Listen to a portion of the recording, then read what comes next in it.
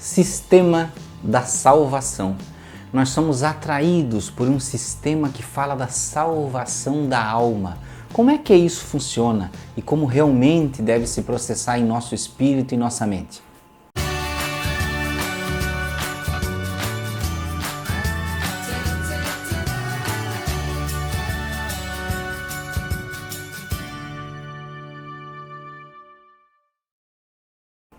Olá amigos do canal Aprendendo sobre Mediunidade, sejam bem-vindos. Neste vídeo nós vamos falar sobre o sistema de salvação. E o que é isso? Todas as religiões, em todas elas, contêm um sistema que diz como você se melhora depois da morte ou até em vida, né? Como você é salvo ou não é salvo, como você é aceito ou não é aceito por Deus, ou até deuses, né? As religiões mais antigas, aí, as crenças mais antigas ou mitológicas, né? Então vejam que em tudo sempre há um sistema de aceitação e de salvação, onde haverão os eleitos, os pecadores, aqueles que progrediram, que evoluíram e aqueles que estão atrasados. Então existem diversos sistemas. Um dos mais conhecidos são aqueles cristãos, né? São aqueles do Deus único que a gente conhece, que você precisa ser salvo, né, do pecado para você ir para o céu. Só que vejam que este tipo de salvação coloca você com um ponto final. Né?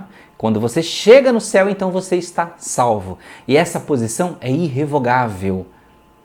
Como que você vai chegar em um lugar e você simplesmente vai estar em um status de sentimento que você não vai cometer mais erros?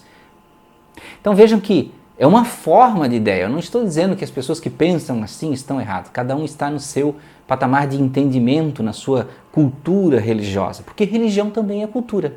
As religiões, fatalmente, são influenciadas pela sua geografia, pelo lugar onde elas nascem, pelas pessoas que a cultivam. Então, a religião, ela é contaminada pelos costumes e ela é incentivada pela cultura. Então os elementos meio que se misturam. Tá? Então vejam que existem diferentes tipos de religiões e cada uma tem o seu aspecto da salvação.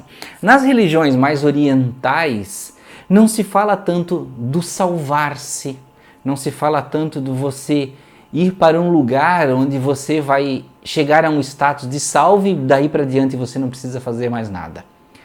Geralmente nas religiões orientais fala-se de evolução, de crescimento, de entendimento, de você galgar uma evolução mental, espiritual. E tudo isso é muito parecido, né? As religiões orientais são um pouco mais, neste ponto, parecido com a doutrina espírita, porque falam da evolução do espírito. E não você chegar num lugar, num momento que você vai ficar na contemplação infinita, que você não vai sair mais daquele estado de contemplação. Você não vai mais sofrer, você não vai mais trabalhar, você não vai fazer mais nada. Você vai estar no paraíso.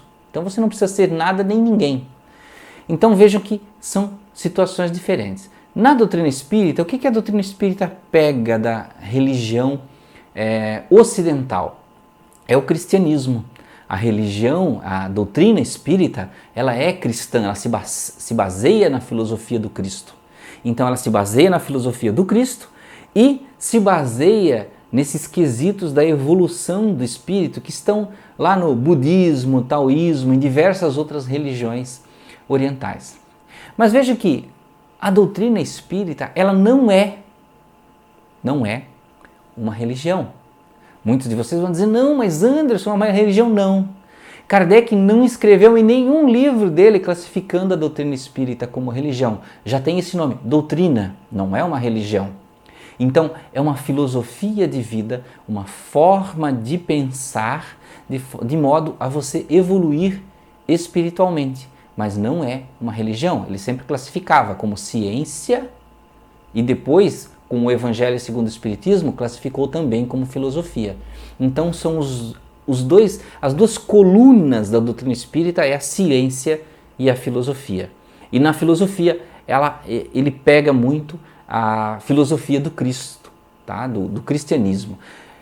Veja que no aspecto científico, aí é a parte do estudo, da lógica, de pesquisar as comunicações espirituais, de entender como elas funcionam, de como são as relações do ser humano encarnado com o desencarnado, como é a criação do universo, de onde vem o espírito, de onde vem a terra. Então todas essas coisas vão para uma área científica da doutrina espírita.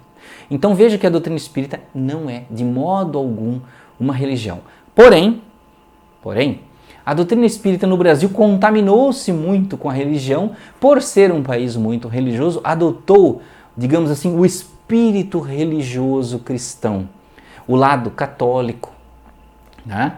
O lado da crença, o lado da fé, e adotou também um pouco das religiões de matriz africana, a parte espiritual, a simbologia. Mas vejam que doutrina espírita não é religião e não tem simbolismos. Porém, dentro do Brasil se força um pouquinho isso, porque muitas pessoas que entraram para a doutrina espírita vieram de outras religiões e muitas vezes estão em outras religiões e ainda assim também são espíritas. Então vejam como o espiritismo não é religião.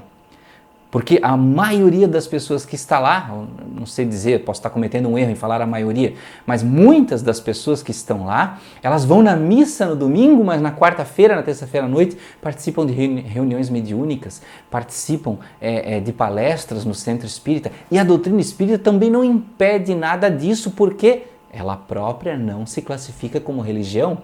Então não é uma ingerência, nem é um pecado, nem é um erro na visão da doutrina espírita que você vá no centro espírita e depois vá assistir uma missa. Justamente por causa disso. Mas veja que o aspecto de haver uma salvação, ele nos move, ele nos transporta para um pensamento de crescimento, de evolução. E isso é o que é importante. Se a religião faz, não importa se ela é a doutrina espírita, a religião da Umbanda, a religião católica, a religião evangélica, a religião adventista, a religião luterana, a religião islâmica, taoísta, budista, não importa, desde que este sistema que propõe a salvação lhe empurre, lhe incentive, às vezes, dependendo da pessoa, empurre, dependendo da pessoa, incentive, né? Desde que ela lhe promova para uma melhora espiritual, uma melhora interna. E essa melhora interna tem que ser, como o nome já diz, né, interna tem que ser de pensamento, porque o pensamento aí vai mudar as ações. Porque a salvação, ela não pode ser vendida. Você não pode comprar ela como indulgência, você não pode comprar ela como um objeto. Então, por exemplo, eu vou vender aqui, olha, esse aqui é o elástico da fé. E se você comprar esse elástico da fé, você vai ser salvo. Né? É um elástico muito poderoso. Não. Então vejam que eu não posso vender uma coisa que já está dentro de mim como um potencial. Não dá para você pegar uma outra coisa de fora, um objeto, e associar a sua salvação. Por quê? Porque ela é um esforço pessoal de mudança.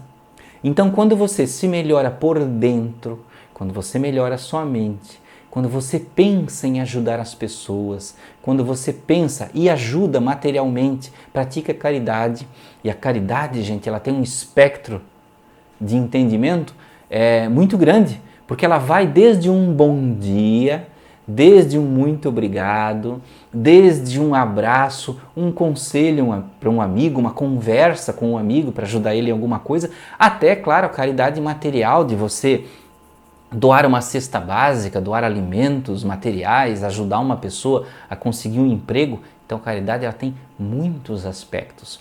Então, vejam que a salvação ela não consiste em algo de promover e eleger você para um patamar diferenciado, de forma que isso não vai ter mais volta. E não basta você estar em um grupo para estar salvo. Então, quando diz assim, olha, se você está no grupo deste, ou daquele outro, desta ou daquela religião, você automaticamente está salvo. Como assim? Então basta você comprar uma carteirinha? Basta você assumir que está num grupo e aí estou salvo? Não, isso não existe. Não existe um povo de Deus eleito.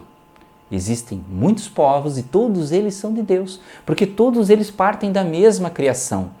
Se existisse um povo de Deus e um não de Deus, então entenderíamos que Deus não criou tudo na terra. E se existe outro povo que não é de Deus, ele é de quem? Então existem outros deuses com potencial de criação? Não existem, né? Existe Deus, um Deus só, pelo que a gente entende, né? E esse Deus é o Deus que criou todo mundo. Então não tem povo preferido, não tem religião preferida, não tem pessoa especial. Todos nós concorremos para a mesma salvação, que não é única por estar num grupo, não vai ser oferecida por você alcançar, digamos assim, um feito, um único feito.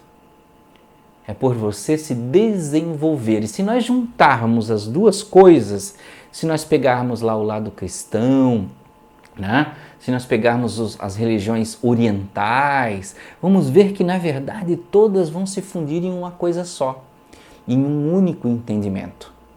Se nós pegarmos a parte filosófica pura, eu não estou falando de costumes antigos, porque isso não nos promove, isso não nos ajuda nas nossas ideias. Tá? Então não adianta você pegar uma lei lá do tempo de Moisés, olha, o homem deve deixar crescer a barba, a mulher deve deixar crescer o cabelo. Isso aí não salva ninguém, porque isso é material e o material fica na carne. Então vejam que são mais leis sociais, leis do momento, do que realmente algo espiritual que vai promover você.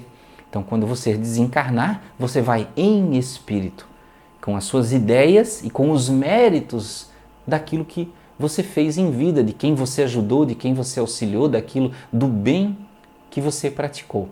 Então, meus amigos, espero que tenham gostado desse vídeo aqui em falar, cogitar um pouco sobre a salvação, sobre o que é esse progredir, esse evoluir espiritualmente. Tá? Espero que tenham gostado. Desejo a vocês muita paz, muita alegria. Até o próximo vídeo.